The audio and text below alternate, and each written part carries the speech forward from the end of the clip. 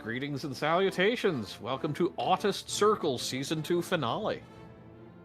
I am once again your host. It seems like I'm constantly your host. Haha.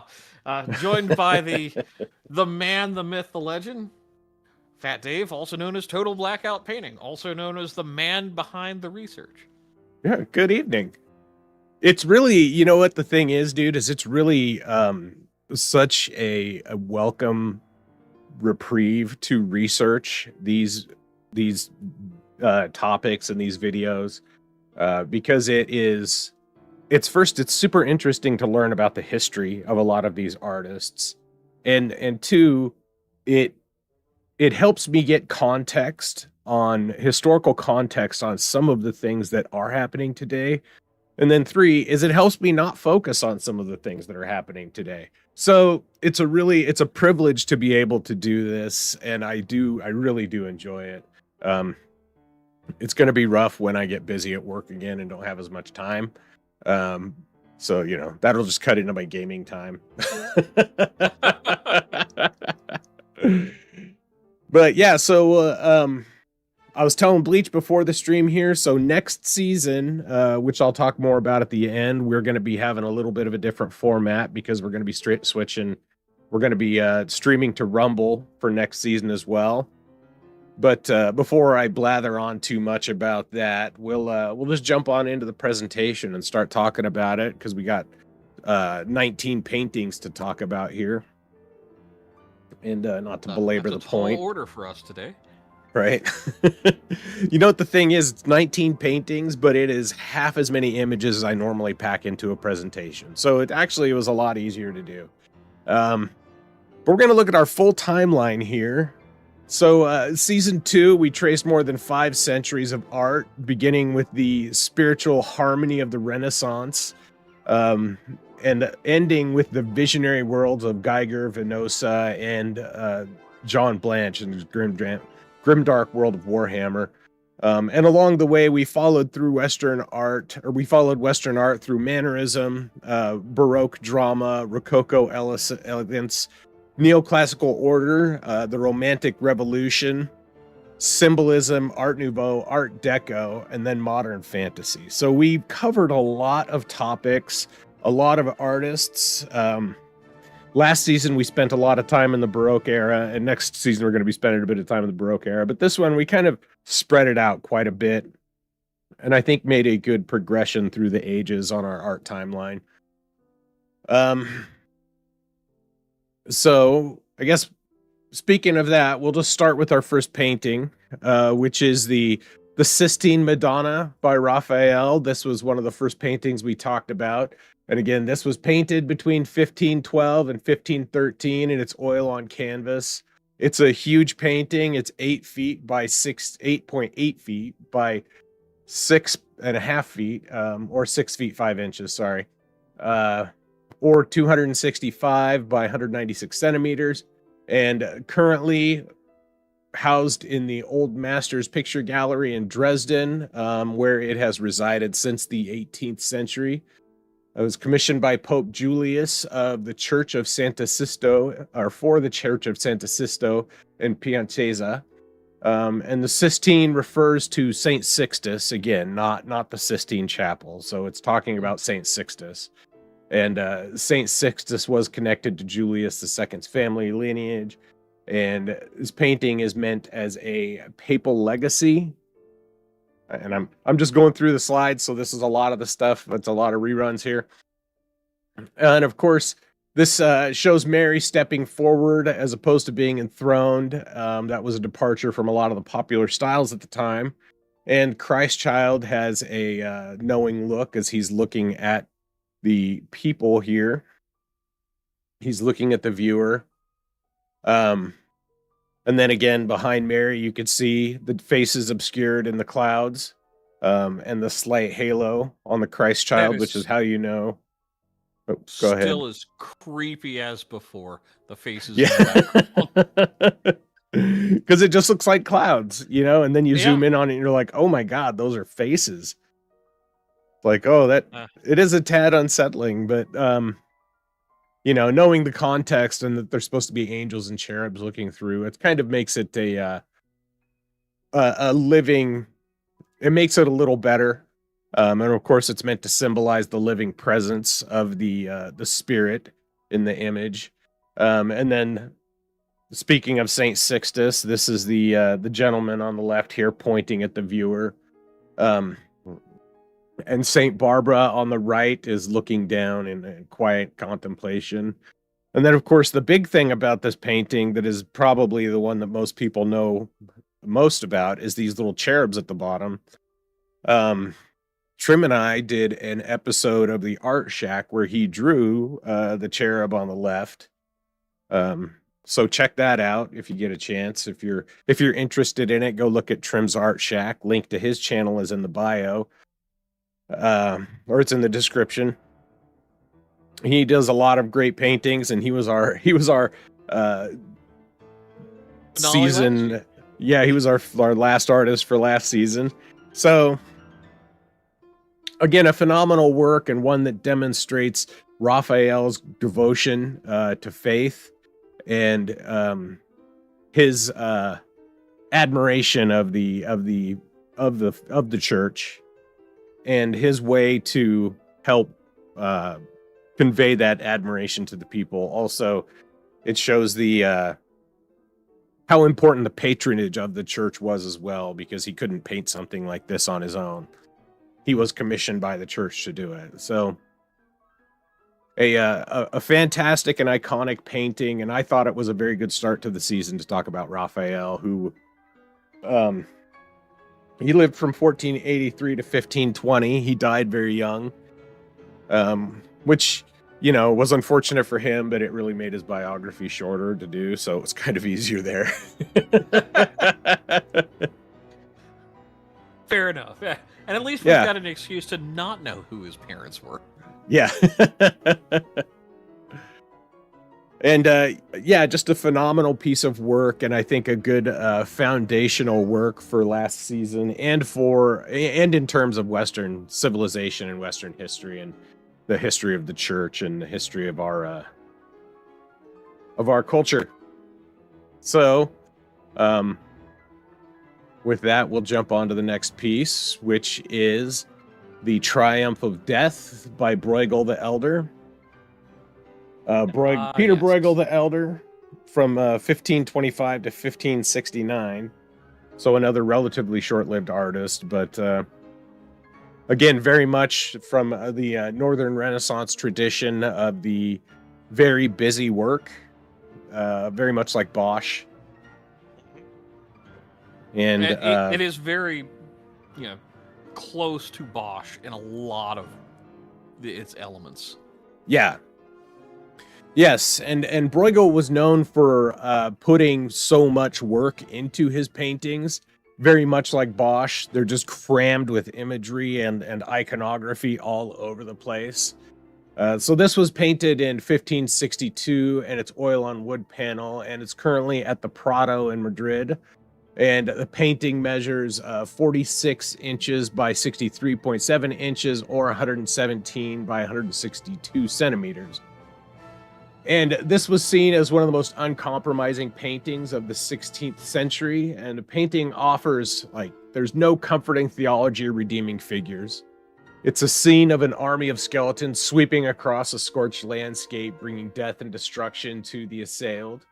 There are images alluding to the four horsemen of the apocalypse, including the diseased horse of famine, which is right here. And death reaping on a scythe, which is right here in the middle. Death reaping with a scythe on a skeletal horse. And then fires burn in the foreground and on the horizon too. As you can see, this is not just a local event. No. Excuse me. And the left side of the scene shows skeletons ushering people into traps and coffins. See over here, there's the skeletons are ringing bells. They're burying coffins. They're throwing people into the water. It's very. It's interesting. There's also one playing a hurdy-gurdy Yeah, on the left-hand side over the king. yeah, yeah. And as that wagon of skulls rolls over all these people, there's so many little hidden things in here. The skeleton holding the clock to the king, symbolizing that his time has run out. While there's barrels of gold, and the skeletons are just kind of playing in the barrels of gold, really symbolizing that wealth is meaningless in the face of gold, in the face of death. Yeah, So it's such a remarkable piece in a lot of ways. it really is. And you can see on the right side here, their skeletons are ushering people into a giant trap. People are trying to escape, but really, they're just being ushered into a giant box. And one of the things that I appreciate about this is the anarchy in the painting. There's just so much chaos in the painting that it reminds me of Mars Attacks, right? Where like, because the aliens in Mars Attacks were just crazy, and they were just going around doing insane shit. They did not care. And that's very much what this kind of makes me think of. Like, the skeletons are just out here causing mayhem and destruction, with no regard to any of the victims. It's just wanton chaos and misery. So and it shows death is methodical and unforgiving, as violence really sweeps across the land, which, is like what I was just saying. And the painting itself really represents the inevitability of death and divine judgment, because there is no redemption. The image is unsentimental and bleak, which reflected Bruegel's worldview and the world he observed, where religious wars and plague rampaged the world, sparing no one in Christendom. And this is divine judgment in its purest form. There's no love, there's no caring embrace for the fallen world, only systemic, uncompromising judgment for all. And it seems like people in the Northern Renaissance, or Flemish people, I should say, because him and Bosch were both from the same area, the Northern Renaissance people. They had a very bleak outlook on life. Yeah, I mean, if you were Dutch, wouldn't you? Yeah, that's a fair point. Let's see, there's a couple more elements I'd like to point out here. So, of course, there's the fool hiding under the table, trying to hide under the table from the and you can see there's a game. So he's trying to hide after the game. There's a guy here who's trying to fight back, nobly fight back, but it's not helping. The skeletons just kind of look at him. They're kind of laughing at him a bit. And then the lovers down here in the lower right-hand corner is another interesting spot. The man singing to the woman, trying to comfort her, I guess, in the final hours. With the skeleton above playing the violin. Yeah, the skeleton above them playing the violin. There's all sorts of people out here on the wheels. There's a skeleton beheading a man over here. There's a skeleton dragging a guy off the cliff. There's a bunch of skeletons that have hung a man. The skeletons dancing in the courtyard of a small house. Skeletons marching in procession around a tower. Just absolute chaos everywhere you look. And really goes to show the kind of chaotic and, again, uncompromising nature of death and judgment, and how the austere Flemish view of of the world. Yeah, it's just it's kind of fascinating. 'Cause there's only one skeleton I've seen so far, and it's on the far left panel. And you've got the ones with the white cloaks, and then there's just one kind of off to the side on the far left of that group. Yeah. And it's almost like that skeleton has remorse.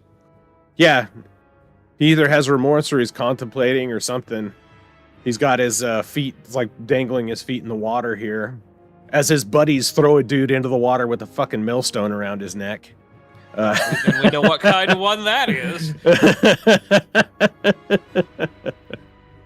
Good job, skeletons. Yeah.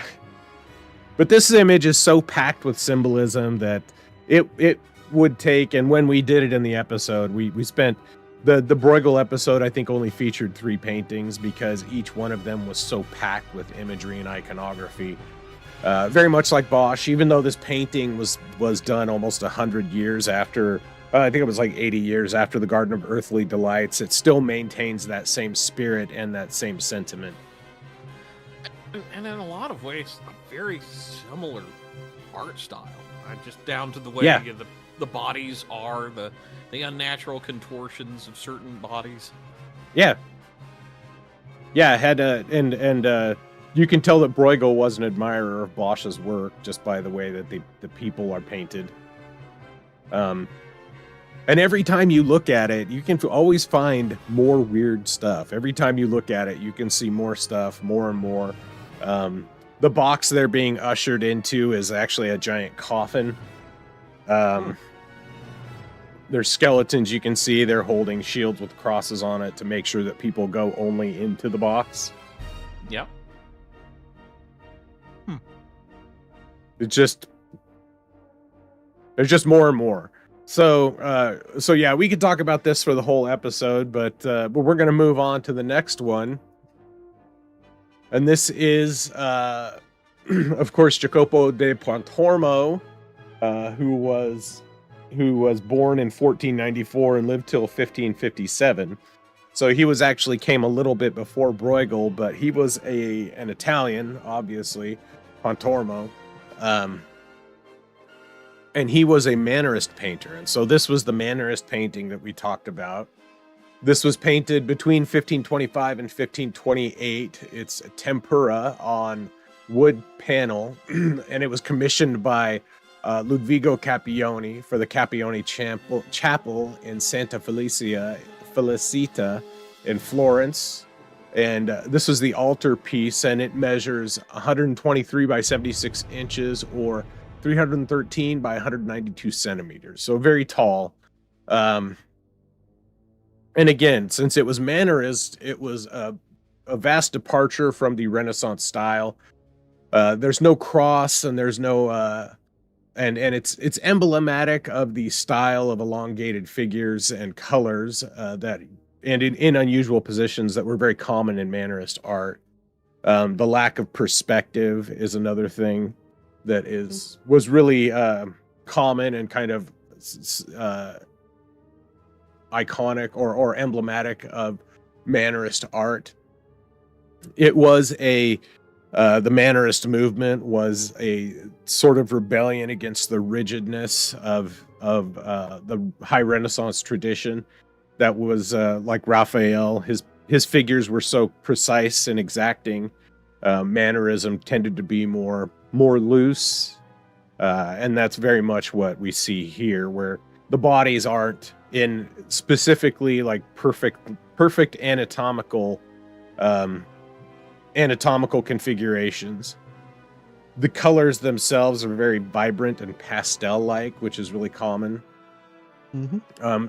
The characters all are they're in a flat space almost, it seems like. There's not a lot of depth to it, even though there's a bunch of people in it. And the painting itself just kind of seems like a swirl of bodies. This face over here is thought to be a self-insert of Pontormo, as he was fairly young when he painted this. And the Virgin swooned sideways, and it was kind of a controversial movement at the time, and it arose from the Middle Ages notion that Mary fainted during the Passion of the Christ, which was a little bit of a controversial notion. As you can see, Mary's kind of swooning, and people are looking at her very concerned, like And aside from Pontormo, there's the young man holding Jesus, who has a very concerned look on his face also. And he does a good job of capturing the pallid, like the lips and the eyes that would show, Jesus's death as he's being pulled from the cross, which is what this is meant to symbolize. The deposition of the cross, or from the cross, where he's taken immediately from the cross and Mary realizes he's dead and everything. So a really interesting piece, and one that's very archetypical of the Mannerist painting, and I think one of Pontormo's best works.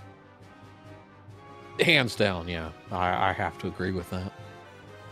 So with that, we'll move on to our Baroque period, and we're going to go look at the Genoese Noblewoman by Van Dyck. Anthony Van Dyck, of course, one of the premier portrait artists of the Baroque era, and really of all time. He was a portrait artist that brought gravity to his portraiture, and therefore it made him very highly sought after, so much so that he worked for the King of England at the time, before Cromwell beheaded him. So, and I didn't want to go into all that history, so I picked this painting because I thought that it was, and it's seen as one of his most important paintings because it shows so much of his talent. The ruffle around her neck, the intricate design of the dress, the layout with the chair and the drape over the chair and everything. It lends a bit of gravity to the subject that just a normal portrait wouldn't. So this was painted between 1622 and 1627. And it's oil on canvas. It measures 40 3/8 inches by 34 inches, or 102.6 by 86.4 centimeters. And this is currently housed in the Frick collection in New York. And it was painted while Van Dyck was in, of course, Van Dyck was a Dutch painter. He was a northern painter. He was Northern Baroque. And he moved to Italy and spent time obviously in Genoa and other places. And this is a painting during the years while he was there, and it depicts a Genoese noblewoman of unknown origin, although she is thought to belong to the Balbi family, which was a wealthy noble family at the time. And the painting itself really reflects the desire of the wealthy aristocracy of the time, eager to present themselves with grandeur and poise and cultivated magnificence, which turns out to be a theme throughout a lot of portraiture over the years. People who can afford to have portraits of themselves painted, of course, always want the absolute best they can get. They want the most... trying to think of the word. They want the most famous painter at the time as a status symbol to create their work for them. And Van Dyck was, like I said, one of the premier portrait artists of the time. And it really... And we've seen in a lot of works the ability to capture fabric in a lot of ways. And Van Dyck was very good at that, as were many other Baroque artists. Very good at capturing fabric, at capturing the highlights and everything like that. So really an iconic work from the most, probably one of the most premier portrait artists of all time, but specifically of the Baroque period up until some of our other artists. So the next one, while we're in the Baroque era and we're talking about Dutch painters, the next painting we're going to talk about is Saint Sebastian Tended by Irene and Her Maid by Hendrik ter Bruegel. And this personally was one of my favorite paintings that we talked about this season. Because of ter Bruegel's reframing of the portrait, where Irene is really, Saint Sebastian is up front, but Irene and her tender expression is really one of the most important and focal points of the painting. And this was painted in 1625 at oil on canvas and measures 59 by 47 inches or 149 by 117 centimeters. And this is currently in the Allen Memorial Art Museum at Oberlin College. And I'll read my blurb here since we go through it. Saint Sebastian was a Roman soldier serving under the Emperor Diocletian at a time when being a Christian was often rewarded with crucifixion. He is the inside man who's helping captured Christians to keep the faith. And when his secret is discovered, Diocletian orders him executed by having him stripped, bound to a tree or a post, and then shot full of arrows. The executioners leave him for dead, but he does not die. Instead, he's found by a Christian woman, Saint Irene, who tends his wounds. After he recovers, he doesn't flee. He faces the emperor and denounces the persecution of Christians. Diocletian then has him executed again, and this time he was beaten to death and his body was disposed of in an ignominious way by having him thrown into the sewer. And there's lots of depictions of Saint Sebastian. It's a very popular story for both Catholics and Orthodox Christians. And contrary to the other depictions of Saint Sebastian, he's not depicted in a heroic fashion. He's slumped and sickly, supported by Irene. And he rejects the beautiful martyr trope of the other depictions, and it shows him as a human. While Irene is tenderly supporting him while removing an arrow, while her maid works to free him from the knots. And her soft face really shows a lot of care and mercy. The red cloth under Sebastian symbolizes the blood and violence of the act that just occurred, without the painting itself being made too visceral. And it really kind of, it really kind of anchors the composition and adds a good point for your eye to draw to. Oh yeah, yeah, and it also kind of, with his pallor, kind of highlights the blood that is found on him as well. Yeah.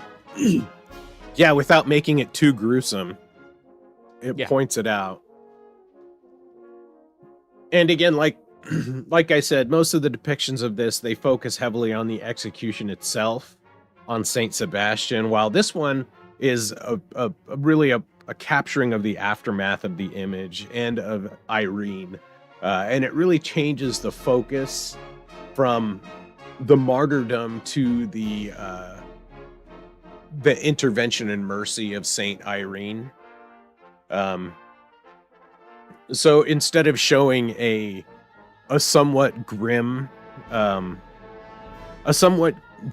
critique of humanity, it shows the uplifting side of it, where he is being saved and he's being tended to being tendered to by this very caring woman. So, compassionate, showing compassion and mercy. So it shifts it from the martyrdom of Sebastian to the compassion and mercy of Irene. And so while Saint Sebastian is front and center, I really think that Irene and her saintliness is really the focus of this painting. And it really is kind of a testament to why she became a saint in so many ways. Yes, yeah, it really is a and I've got a little thing about her too. And the background on Saint Irene is that she was the daughter of a princelet called Licinius, and she was named Penelope by her parents. Through a divine revelation, she was brought to faith in Christ, and at baptism was renamed Irene. In her zeal for piety, she broke in pieces all the idols of her father, who commanded that she be trampled underfoot by horses. But while she remained unharmed, one of the horses rose up and cast down her father, killing him. By her prayer, she raised him to life again, and he believed, and he was baptized. Afterwards, in many journeyings, Saint Irene suffered torments and punishments for her faith, but was preserved by the power of God, while working dread miracles and converting many thousands of souls. At last, she came to Ephesus, where she fell asleep in peace. And in the first half of the 4th century, 2 days after her death, her gravestone was found lifted off and her grave empty. At least 2 churches were dedicated to Saint Irene in Constantinople, and she is the patroness of the Aegean island Thera, which is commonly called Santorini, or Santorini, a corruption of Saint Irene. It's also interesting to note her husband Pistalis, if I'm pronouncing it correctly, I think he was also a saint as well. Very likely so. And I think I highlighted this during when we talked about it originally, is that the lack of the appreciation of saints in most Protestant religions. They don't observe the saints. They don't believe in sainthood in the same way. Or they don't venerate the saints in the same way that Orthodoxy and Catholicism do. That's correct. And I kind of think that's a grave error, in that, and I think that a lot of Protestantism sees that as maybe idolatrous or idol worship.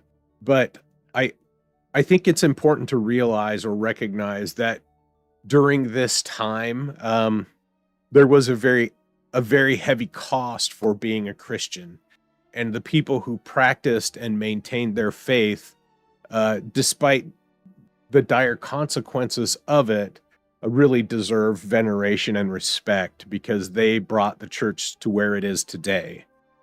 Without people like Saint Sebastian and Saint Irene, the modern church wouldn't exist.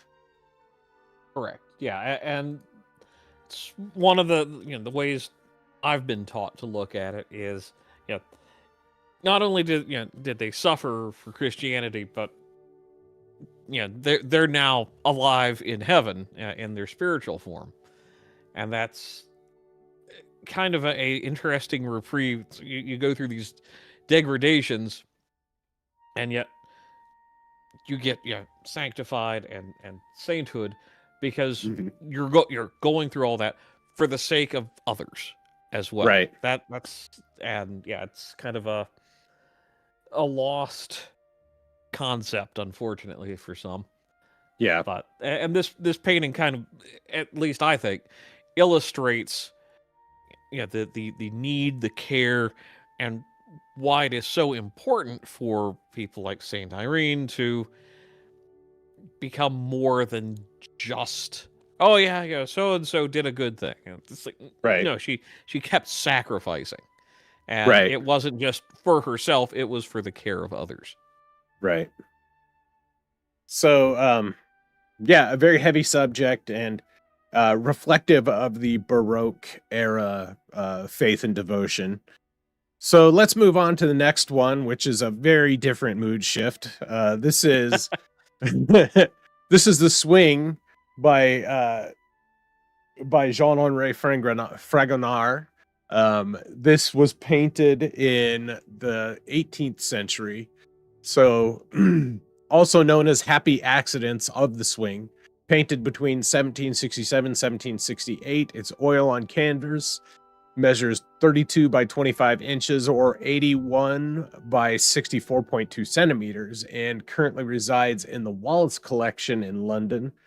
It depicts an elegantly dressed woman on a swing and a smiling young man hiding in the bushes below, to the left, with a hat in his hands while smiling.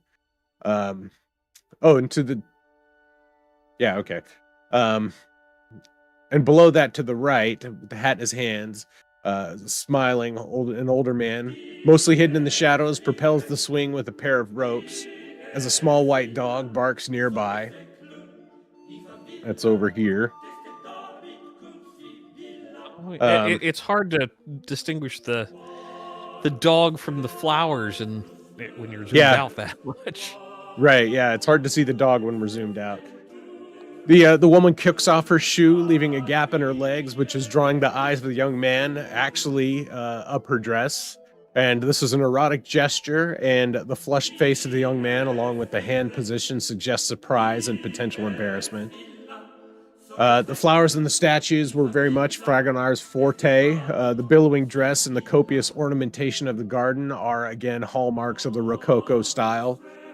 Fragonard puts exquisite detail into the trees and the sky along with them, and actually with them actually occupying the majority of the composition.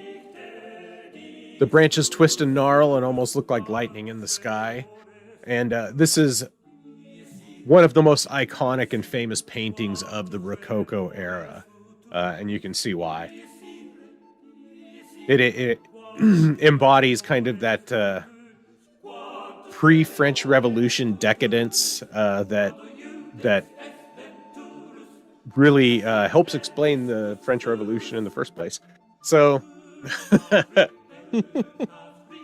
and on that note, since we spent so much time talking about Saint Sebastian, we'll kind of get through these next few paintings. This is the Death of Socrates, painted in 1787, of course, by Jacques-Louis David, a very prominent and important member of Robespierre's The Very First French Revolution. This was, again, like I said, painted in 1787. It's oil on canvas and is currently in the Metropolitan Museum of Art in New York. It measures 51 by 77 inches or 130 by 169 centimeters, and of course was commissioned by Charles-Louis Touraine de Montigny, a wealthy concierge in the Parisian Parliament. And it depicts the death of Socrates in 399 BCE, moments before he's executed for corrupting the youth of Athens. Socrates is made to drink hemlock tea, and while the cup is being handed to him, he's still depicted as teaching, his hand pointed upwards, indicating he's speaking about the immortality of the soul. An aging Plato is depicted at the foot of the bed, although Plato was not actually present at the scene in real life. David first explored the subject in 1782, but did not depict the scene until he was actually commissioned to do it. And while the other painting we talked about, The Oath of the Herati, was about civic duty, this image is about intellectual conviction and fidelity, which were both very important to the revolution and to the neoclassicist painters and their style. Even under the burden of an unjust authority, Socrates maintains his conviction and continues to teach. Basically, he never shut up. And in this work, the execution is transformed into a manifesto of principle. Surrounded by grief, Socrates remains calm, rational, and committed to the truth. In other words, he just won't shut up. Yeah, he just won't shut up.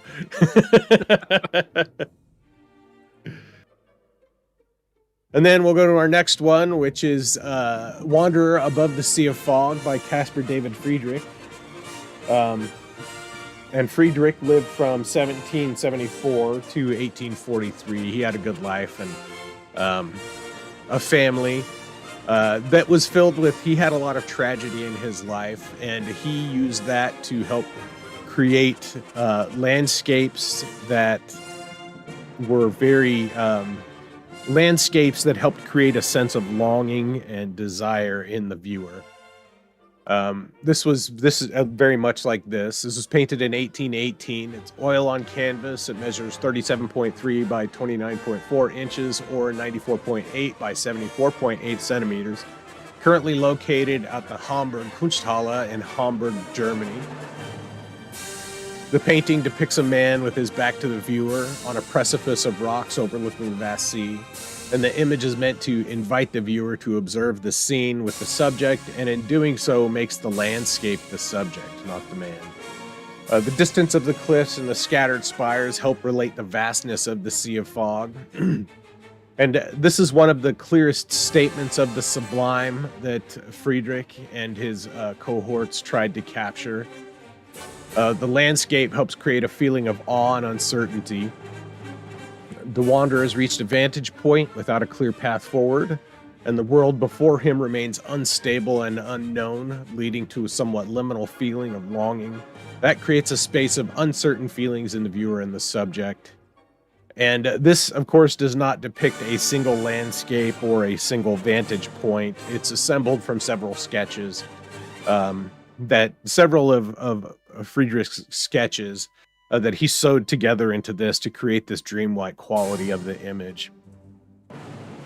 And I think one of the most iconic and hard-hitting landscapes done by Friedrich, who did some really amazing work.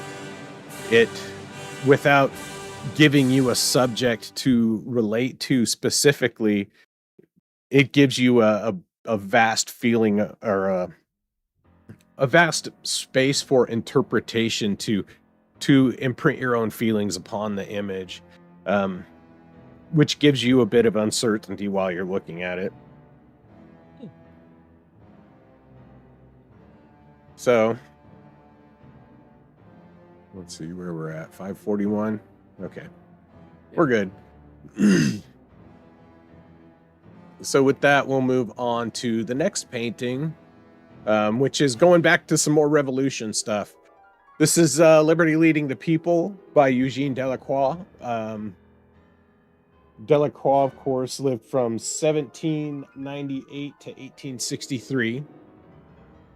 This was painted in 1830. It's an oil on canvas, measures 102.4 by 128 inches, or 260 by 325 centimeters, and again resides in the Louvre. This was painted in response to the July Revolution of 1830. The French government bought it in 1831 for around 3,000 francs, which is roughly $23,000 in today's money, with the intention of displaying it in the throne room of the Palais du Luxembourg, though that plan was abandoned because the image was judged too politically inflammatory, as you would understand, or as you could understand. The painting centers on Liberty as a personified female figure wearing a Phrygian cap, carrying the French tricolor on one hand and a bayoneted musket in the other as she strides over the fallen. Delacroix gathers figures from different societal classes, including a bourgeois figure in a top hat, a worker, and of course the famous pistol-wielding boy, creating a cross-class revolutionary image. The composition is built as a forward surge. Bodies and debris form a rough pyramid beneath Liberty, whose raised flag becomes a visual climax. The painting feels immediate and chaotic, but it's also highly structured, balancing the smoke, corpses, weapons, and Notre Dame in the distance to give revolutionary violence kind of a mythic and national scale.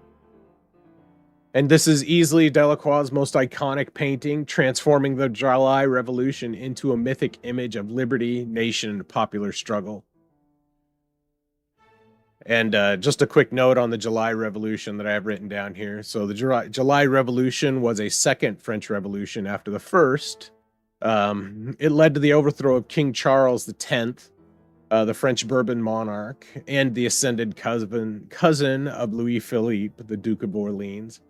In the 1830 Revolution marked a shift from that point on as the constitutional monarchy was restored, and the July monarchy, the transition of power from the House of Bourbon to the cadet branch, the House of Orleans, and the replacement of the principle of hereditary rights by that of popular sovereignty.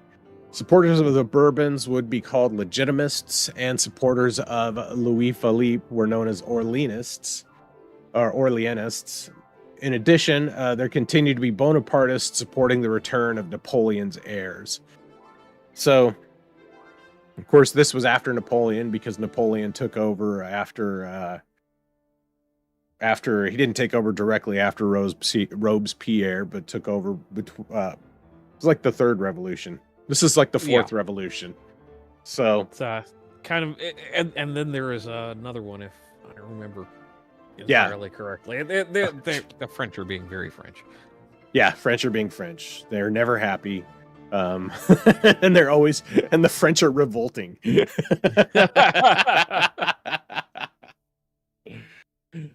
Oh, and speaking of revolting revolutionary figures, our next one is Washington Crossing the Delaware by Emanuel Leutz. This was painted in 1851. It's an oil on canvas, measures 149 by 255 inches or 378 by 647 centimeters, and is currently in the Metropolitan Museum of Art. It depicts the crossing of the Delaware River on December 25th, 1776, during the American Revolution, leading to a surprise attack and victory against Hessian forces at the Battle of Trenton in New Jersey on the morning of December 26. This was painted in Dusseldorf to give inspiration to the revolutionaries in Germany. It's not just a depiction of the American spirit, but of a revolutionary endurance. It shows the revolution as a collective effort with many men on the boat working in various capacities. And in 1776, America seemed fragile, but great men led us to victory, great men like Washington, who's depicted in this inspiring scene. One of the most iconic images of the revolution and one of the most commonly used and referenced by popular media and culture. 3 different copies of this were actually painted. The second, after a studio fire, badly damaged the original, which was restored. In 1942, the original painting was actually destroyed during an Allied bombing campaign. And in January 2002, the painting was defaced when a former Metropolitan Museum of Art guard glued a picture of the September 11 attacks to it, but that damage was minor and very easily repaired. So Emanuel Leutz was a German painter that lived in America for quite a long time and then studied in Germany at Dusseldorf and then came back to America. And that's why he painted this image that showed so much love for America, and a heroic image of the revolution. And it was meant to inspire other revolutions that ultimately would end up failing, but still were no less important. And so, and just kind of a note with the date, the 1851. Europe was swept in 1848 with a series of revolutions, one of which happened in Germany. So that was there's also that kind of tie-in with it as well, which makes it even more fascinating. Yeah. If you want the full context on that, go back and watch the episode. I think I did this one with Yiz, and we talked in great detail about the revolutions that were occurring across Europe at the time that actually led to Leutz painting this and why he did it. So with that, we'll move on to our next one. This is Salome Dancing Before Herod, painted in 1876 by Gustave Moreau, the symbolist painter. It's oil on canvas. It measures 56.5 by 41 1/16 inches, or 143.5 by 104.3 centimeters. And it was currently at the Hammer Museum in Los Angeles. It was exhibited at the Salon in 1876, where it caused quite the sensation. The Hammer Museum describes it as one of the most remarkable and best-known paintings in its collection, and notes that it is arguably Moreau's most important work. And this painting was a huge transition from Moreau's other works that were far cleaner and did not have as much... they looked more classical, as to where this one shows more of a Moreau's mature style that is kind of dreamy and wispy, with heavy ornamentation and lots of jewels. And one of the most striking things about this is the setting. It does not look like an ordinary dining chamber. It looks like a vast secret interior of dreamlike architecture. And this painting does not show the aftermath. It shows the moment of the dance before the demand is made. and the murder is fully brought into view. And of course, that murder was when Salome wanted the head of John the Baptist. So let's see. If you want to see some other art about that, go look at that episode as well. Yeah. Some background on that is that John the Baptist, he had condemned the marriage between Herod Antipas and Herodias, who had previously been married to Herod's brother, sorry. Herodias wanted him silence. During a feast, her daughter Salome dances before Herod, pleasing him so much that he promises to grant her a reward, and at her mother's urging, Salome asks for the head of John the Baptist. And so that's what this is depicting, is Salome's dance before Herod, for a very grim purpose. And Salome is a visual and symbolic focus of the work, but she is not portrayed as a naturalistic young woman caught in an ordinary motion. She is rigid and delicate and ceremonial. Her extended arm feels less like dance choreography and more like she's casting an incantation. And Moreau did not just improvise this vision, he really built it obsessively, layer on layer. And it is a very good example of symbolist work.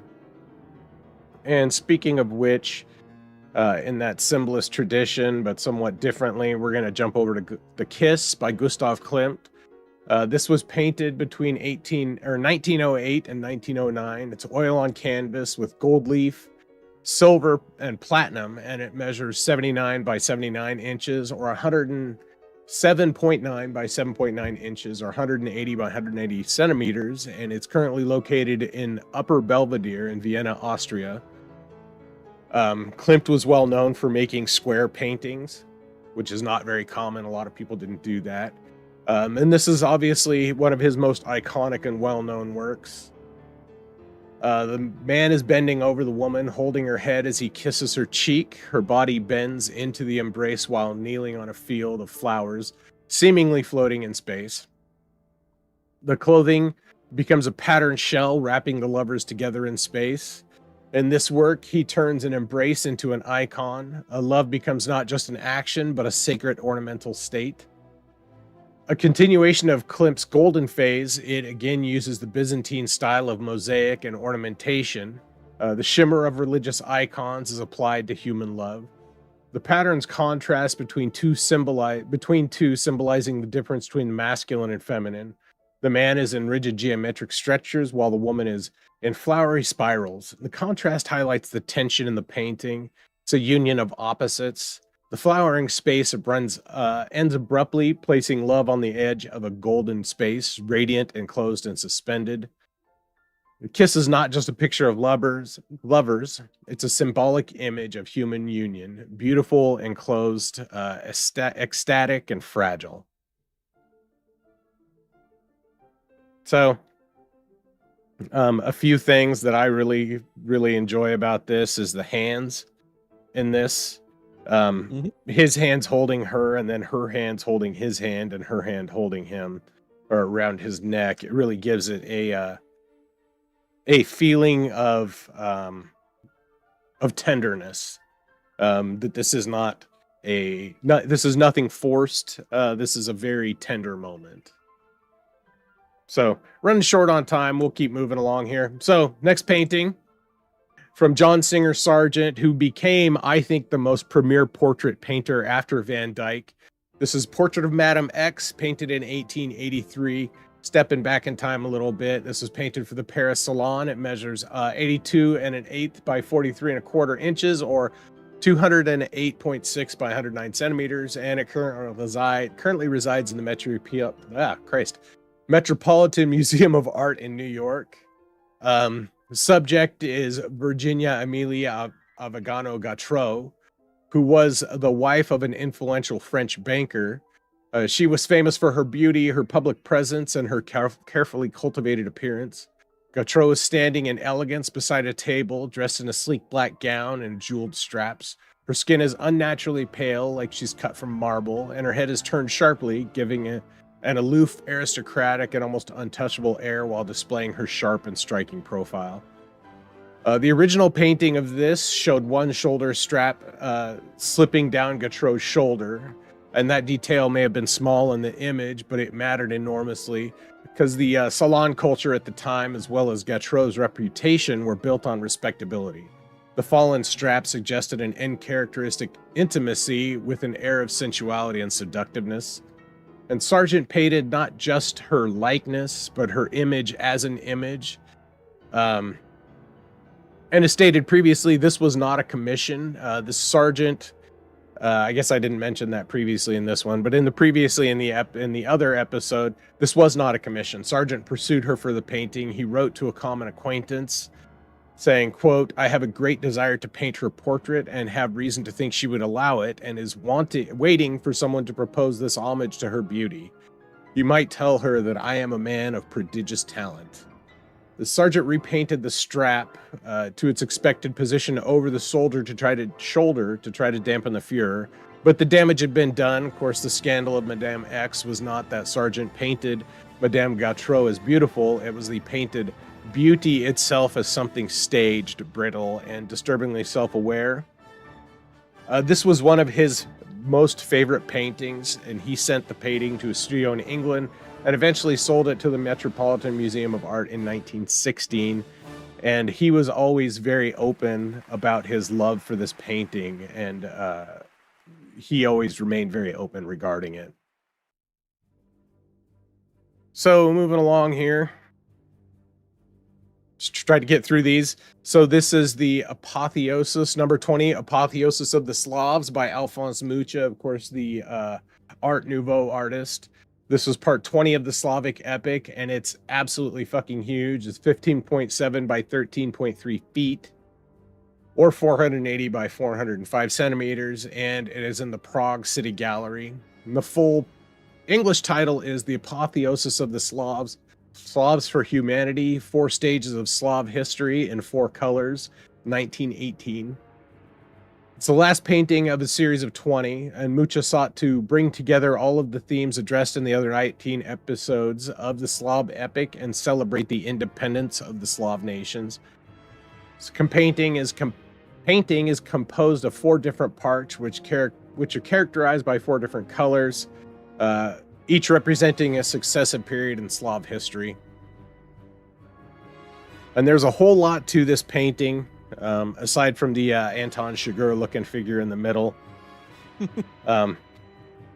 And this painting itself is a very fascinating work, and the Slavic epic itself is a very fascinating series of paintings, and a very good and powerful work by a very talented artist from Czechoslovakia, who was this was pre-World War II, and Mucha himself, the artist, was some say tortured, some say questioned by the SS, and he was in his late 70s afterwards and didn't live very much longer after that. But he opposed the dissolution of Czechoslovakia and really he was a very pro-Slavic person and had a lot of love for his people. And that's what this painting is meant to symbolize. Next one, and I'm sorry, I'm just kind of buzzing through these, so go ahead and jump in if you want to. It shows the depth of the works that we've gone through, that we have to rush a little bit because we have so many images.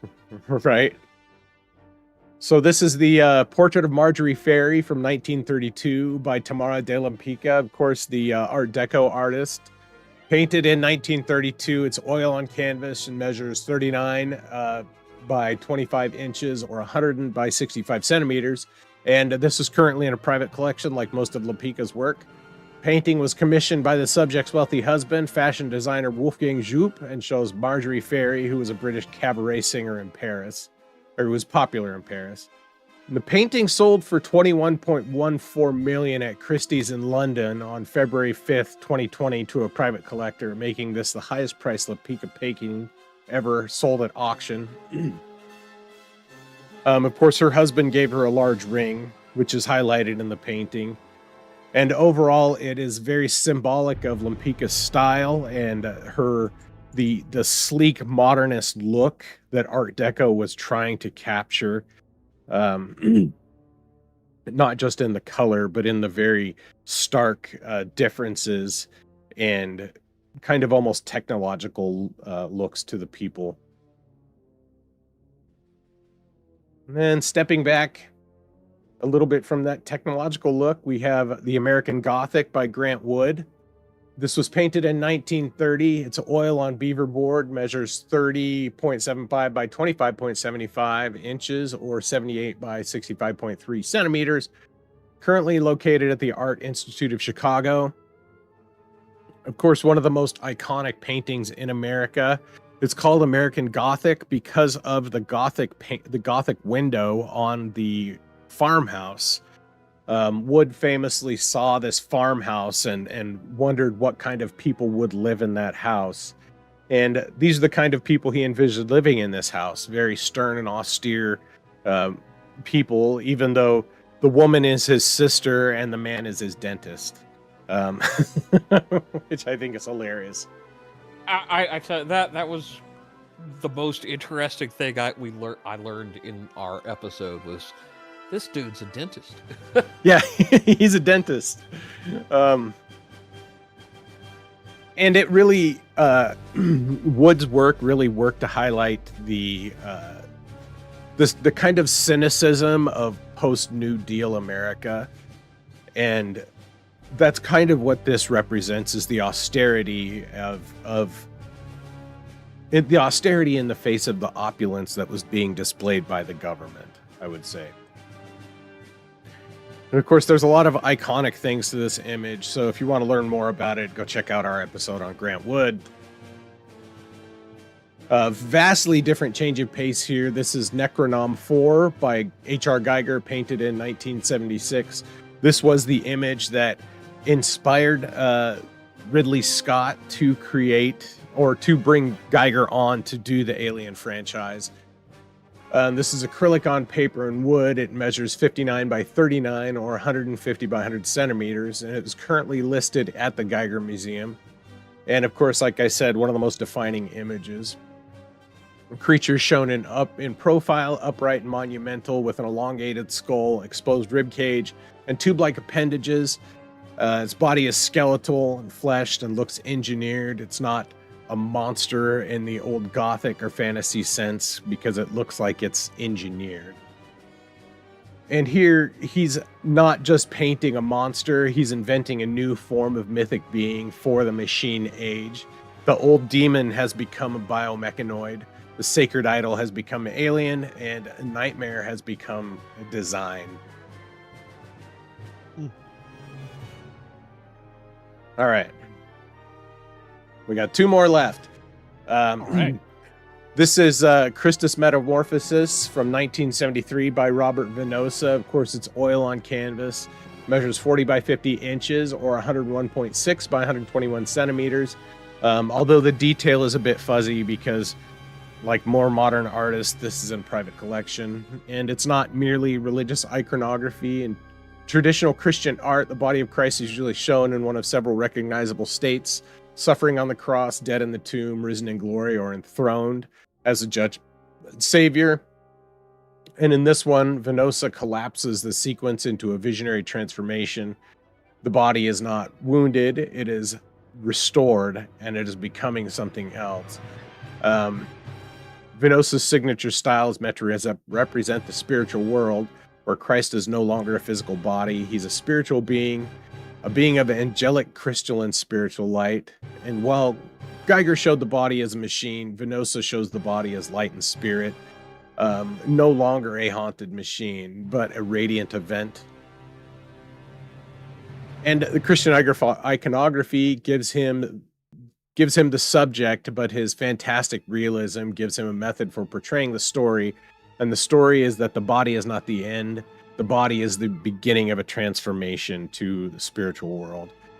A very interesting and moving piece. The more you look at it, I think the more uplifting it becomes. And then finally, from our last artist of the season, as we're running a little long here, the Emperor Sits Upon His Golden Throne, painted in 1987 by John Blanche. So this is first published in 1987, and it's one of the most iconic Warhammer images ever created. This is the core image of the Imperium of Man in the 40K universe. It shows religion, empire, and technology, and death and bureaucracy all pushed into one subject, especially when you know the background behind this. The Emperor of Mankind was placed on the Golden Throne after he was wounded by his son Horus during the Horus Heresy. The throne itself serves as life support and a tomb, and it is one of the lasting beacons for humanity in the 41st or in the 40th millennium. So with this, Blanche captures the court's emperor in all his morbid glory, and it really helps give 40K its iconic grimdark aesthetic. So we started off with Raphael and moved all the way on to Warhammer. So that's where the episode gets its title name. So next season, but that's the final episode of the season. With next season, we are going to start out with Theophanes the Greek, who was a Byzantine Byzantine Orthodox icon painter. Not an iconic, but religious icon painter. Painted several cathedrals in Russia and across Eastern Europe. Then from there, we're going to go to Jan van Eyck, who is another iconic Northern Renaissance master, although his work is drastically different than the other two Flemish artists we've talked about. And then finally, we'll talk about Michelangelo. We've got a lot of really good artists lined up for next season. We're going to be spending a bit more time in the Baroque era, but I would still recommend that you come along with us to join us for those episodes. So with that, we are out of time, and I ran us over a little bit, and we got to get going. Indeed. And, and just looking at the next season, it's got to be a lot of fun. There's some artists that I'm familiar with and some that I've never heard of. So that's going to be exciting. Yeah. It should be a good one. So, with that, and we're not starting season 3 next week. We are starting, I think, in a couple weeks. We're taking a couple weeks off, and then we'll be starting again season 3. So keep an eye out for that. And we will be streaming on Rumble next season and YouTube. So yeah, go out and enjoy some art, people. Exactly. It's yours for the looking. That's right. Just don't throw soup at it, you sons of... Anyway. All right. Good night, folks. Night all.